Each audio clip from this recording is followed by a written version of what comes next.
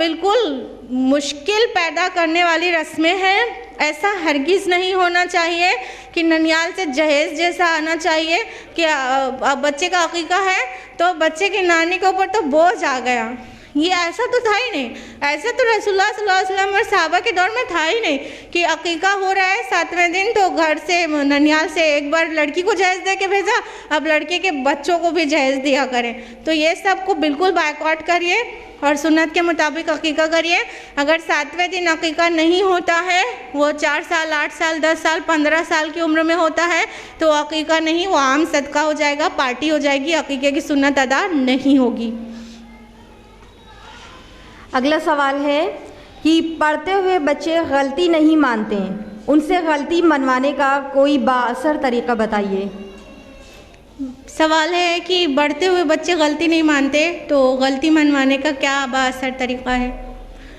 बहन, बच्चों से गलती मनवाने का एक बहुत मौसर तरीका तो ये है कि अपनी गलती खुद मान लिया जाए। आम तौर पे होता ये है कि हम अपनी गलती नहीं मानते और बच्चों की गलती बच्चों के साइड से मनवाने की कोशिश करते रहते हैं, जिसकी वजह से बच्चे भी ज़िद्दी हो जाते हैं। तो उन्हें ज़िद में ना लाने का हमारे पास एक ही तरीका है कि हम अपनी गलती खुद भी मान लिया करें। अगर बड़ों से कोई गलती हो गई है तो वो छोटों के सामने सरेंडर हो जाए कि हमसे गलती हो गई है। उससे क्या होगा, बच्चे में इतनी आला नफ्सियात पनपेगी, वो सोचेगा कि हमको मतलब मेरे एल्डर्स हमारे सामने सरेंडर हो गए तो अब हमारे लिए क्या बचा कि हम छोटे होके अपनी गलती मान लें। तो छोटे अपनी गलती मान लेंगे, बड़े पहले अपने लेवल की जितनी भी चीज़ हो, जितनी थोड़ी सी भी चीज़ हो, उतनी को मान ले कि हमसे ये गलती ज़रूर हो गई कि हमने ऐसा कह दिया, हमने ऐसा कर दिया।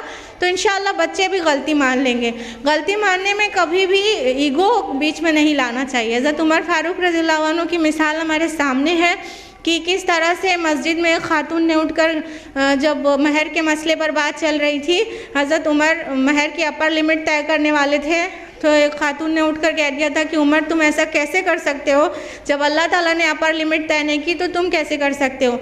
और उसने सूरह निसा सूरह नंबर 4 आयत नंबर 20 कोट कर दी कि अगर तुमने उन्हें ख़जाने का ख़जाना दे रखा हो तो वो मत लो। तो जब इतना ज़्यादा अल्लाह ताला इशारा दे रहा है कि दिया जा सकता है तो आप अपर लिमिट कैसे तय कर सकते हो। तो हज़रत उमर फारूक फ़ौरन सरेंडर हो गए और मिंबर पर आए और उन्होंने खुतबा दिया कि एक औरत दीन को, इस्लाम को पा गई और उमर से गलती हो गई।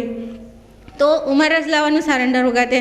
तो वो खलीफा थे, बड़े थे, लेकिन उन्होंने ऐसा किया। तो हम अपनी गलती मान लें तो इंशाल्लाह बच्चे भी सरेंडर हो जाएंगे। और बच्चों को लेबल नहीं दें कि वो गलती नहीं मानता है, वो ज़िद्दी है और या तुम तो बहुत नाफरमान हो। जब हम बच्चों को लक़ब देंगे ना तो जानती हैं वो अपने लिए उस चीज़ को जायज़ करार दे लेते हैं। अब तो हम ज़िद करेंगे तो जीत जाएंगे क्योंकि हम तो ज़िद्दी हैं, अब तो हमें ज़िद करना जायज़ है। कोई हम तो नाफरमान है तो कोई बात भी नहीं मानेंगे, ये भी नहीं, हम तो नाफरमान है ना। तो इस तरह बच्चों को लेबल नहीं दीजिए कि ज़िद्दी हो, नाफरमान हो, या तो तुम जो है गलती नहीं मानते हो। जहाँ लेबल चस्पा किया बच्चों की नफ्सियाती हालत ख़राब होने लगती है। तो ऐसा चीज़ें करने से रुकें। इंशाल्लाह बच्चा अपनी गलती भी मानेगा और वो सरेंडर भी होगा और उसके अंदर हम्बलनेस पैदा करें कि वो शाइस्तगी उसके अंदर आए। अगला सवाल है कि लड़का अगर शादी करने को कह रहा है और अभी सेटल नहीं हुआ है तो क्या करना चाहिए। सवाल है कि लड़का शादी करने को कह रहा है और सेटल नहीं हुआ है तो क्या करना चाहिए। बहन, पहली बात तो ये है कि सिचुएशन पर डिपेंड करेगा कि अगर सेटलमेंट अनकरीब हो जाने वाला है तो शादी में थोड़ा सा गैप किया जा सकता है, थोड़ी देर के बाद की जा सकती है। लेकिन अगर बहुत लंबा गैप नज़र आ रहा है और उससे बच्चे किसी गुनाह में, जुर्म में, ज़िना में मुलविस हो जाएंगे तो भी सेटल होने का इंतज़ार ना करें, निकाह कर दें। तो अगर ऐसे सिचुएशन हो तो वक्त से निकाह कर देना ही ठीक है। और तो अगर सेटल होने में थोड़ा सा टाइम है और उधर गुनाह में भी लगने की कोई इम्कान नहीं है दूर तक, तो थोड़ा इंतज़ार कर लेना चाहिए। लेकिन थोड़ा, प्लीज़ थोड़ा। अभी क्या है कि पूरा सिस्टम ही बिगड़ा हुआ है।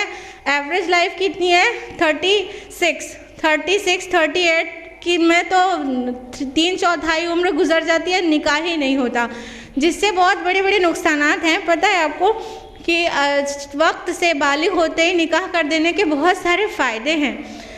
15 साल में बालिग हुआ इंसान, निकाह कर दिया और अगली नस्ल अगले 15 साल में तैयार हो गई, 16 साल में, तो फिर तीसरी नस्ल भी शुरू हो गई अगले 15 साल में। तो क्या होगा, अभी 45-48 साल का इंसान है और उसकी 2 नस्लें उसके सपोर्ट के लिए खड़ी हो चुकी हैं।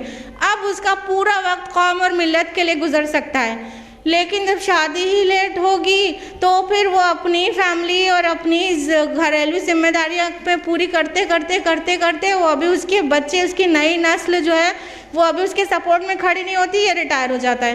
तो जितनी जल्दी निकाह होगा उतनी जल्दी रिटायरमेंट होगा, उतनी जल्दी मिल्लत के लिए खड़े हो जाएंगे वो लोग अपने को पूरी तरह फारिग करके। तो जिस कौम में निकाह जल्दी होता है वो बहुत कामयाब होती है। उसका ये बिल्कुल समझ ली सीक्रेट हमने आपको बता दिया कि जितनी जल्दी निकाह होगा उतना कौम का फ़ायदा होगा, क्योंकि बहुत जल्दी दूसरी और तीसरी जनरेशन जब फैमिली सपोर्ट करेगी तो उसके 2 जनरेशन पहले वाले के तो बिल्कुल फारिग है, वो आराम से अपना पूरा वक्त मिल्लत को दे। हम ये नहीं कह रहे हैं कि जब फैमिली की केयर कर रहे हैं तो मिल्लत की फ़िक्र ना करें, वो पार्ट टाइम अगर केयर कर रहे हैं तो बाद में फुल टाइम हो जाएगा, क्योंकि अब घर का कुछ भी हमें नहीं देखना है। तो इस तरह से जल्दी निकाह करना ही ज़्यादा बेहतर है। अल्लाह ताला कहने सुनने ज़्यादा अमल की तौफीक दे। जज़ाकुमुल्लाहु खैरा। जज़ाकल्लाहु खैरा सिस्टर। आज के लिए इतना ही। इसके साथ ही हमारे प्रोग्राम का इख्तिताम होता है। अस्सलामु अलैकुम व रहमतुल्लाहि व बरकातुहू।